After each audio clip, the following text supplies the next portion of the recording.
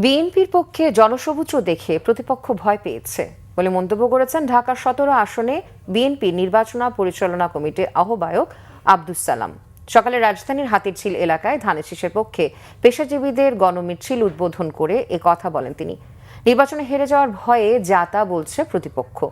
আসন্ন নির্বাচনে ভোটের মাধ্যমে ধানের শীষের জয়ের প্রত্যাশা করেছেন বিএনপির এই নেতা।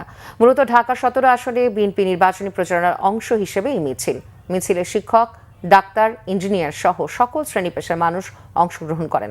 গণমিছিলটি হাতিরঝিল পুলিশ প্লাজা থেকে শুরু হয়ে গুলশান হয়ে আবার পুলিশ প্লাজায় গিয়ে শেষ হয়।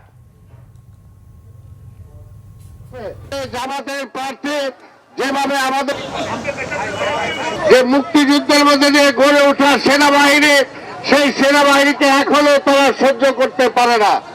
আজকে স্বাধীনতার ঘোষক শহীদ রাষ্ট্রপতি জিয়া রহমানের সন্তান, আগামী দিনের নেতা তারেক রহমান সম্পর্কে যে কথা বলেছে, আমরা বলতে চাই আগামী 12 তারিখ ভোটের মধ্য দিয়ে জনগণ তার জবাব দেবে ইনশাআল্লাহ।